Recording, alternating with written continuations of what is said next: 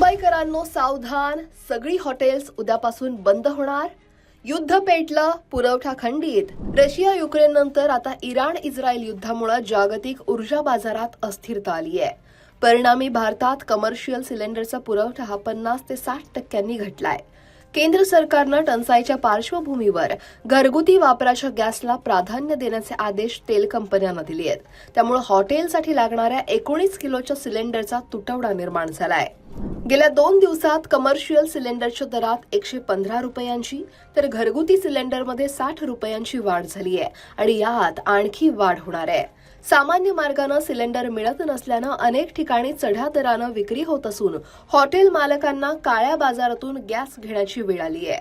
बंगळुरूमध्ये केवळ 10% हॉटेलकडे गॅस शिल्लक असून परिस्थिती न सुधारल्यास सामान्यांच्या जेवणाची मोठी अडचण होणार आहे. मुंबईतील आहार संघटनेचे अध्यक्ष विजय शेट्टी यांनी सांगितलं की सध्या 10 ते 20% हॉटेल्सना फटका बसलाय. मंगळवारपर्यंत हे प्रमाण 60% जाईल आणि बुधवारपर्यंत मुंबईतली 100% रेस्टॉरंट्स बंद होऊ शकतात. या संदर्भात केंद्रीय पेट्रोलियम मंत्र्यांना पत्र पाठवण्यात आलंय.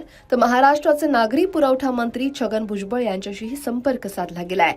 मुंबईत दररोज जवळपास 8,000 ते 9,000 गॅस सिलेंडरची गरज भासते. मात्र प्रत्यक्षात फक्त 3,500 ते 4,000 सिलेंडर उपलब्ध होतोय. या तुटवड्यामुळे हॉटेल व्यावसायिकांना काळ्या बाजारातून दुप्पट किमतीत गॅस खरेदी करावा लागत होता, ज्यामुळे त्यांचा नफा तर दूरच पण मोठं नुकसान होत होतं. मुंबई, चेन्नई, बंगळुरूमध्ये कमर्शियल एलपीजी सिलेंडरचा पुरवठा अचानक खंडित झाल्यानं हजारो हॉटेल्स आणि रेस्टॉरंट्स संकटात सापडले आहेत. बेंगळुरूमध्ये हॉटेल असोसिएशननं तर मंगळवारपासून म्हणजेच 10 मार्चपासून हॉटेल बंद ठेवण्याचे संकेत दिले आहेत. वाढता तणाव पाहता आणि इंधन टंचाई पाहता केंद्र सरकारनं काही महत्वाचे निर्णय घेतले आहेत. घरगुती गॅसला प्राधान्य दिलं गेलंय. तेल रिफायनरींना उत्पादन वाढवण्याचे आदेश दिले असून हा गॅस प्रामुख्यानं घरगुती वापरासाठी राखीव ठेवला जाईल. तर 25 दिवसांचा नियम केलाय.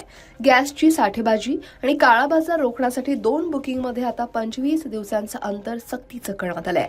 तर अत्यावश्यक सेवांना प्राधान्य दिलं जात आहे. आयात केलेल्या गॅसचा पुरवठा सध्या फक्त रुग्णालय आणि शैक्षणिक संस्थांसारख्या अत्यावश्यक क्षेत्रांनाच केला जातोय. तर हॉटेल आणि रेस्टॉरंटमधल्या टंचाईवर मार्ग काढण्यासाठी तेल कंपन्यांच्या 3 कार्यकारी संचालकांची समिती नेमण्यात आली आहे. कल्पना करा, मुंबईसारख्या शहरात जिथे लाखो लोक हे बाहेर खातात, जिथं कामावर जाणारे विद्यार्थी, पर्यटक आणि स्थानिक नागरिक हे हॉटेलच्या जेवणावर अवलंबून असतात, तिथं जर हॉटेल्स बंद झाली तर काय होईल? हा फक्त हॉटेल मालकांचा प्रश्न नाही, तर लाखो मुंबईकरांच्या पोटापाण्याचा आणि उपजीविकेचा प्रश्न आहे. ही परिस्थिती पुन्हा उद्भवू नये यासाठी काय उपाय योजायला हवेत? तुम्हाला काय वाटतं? कमेंट नक्की करा आणि लोकमत सबस्क्राईब करायला विसरू नका.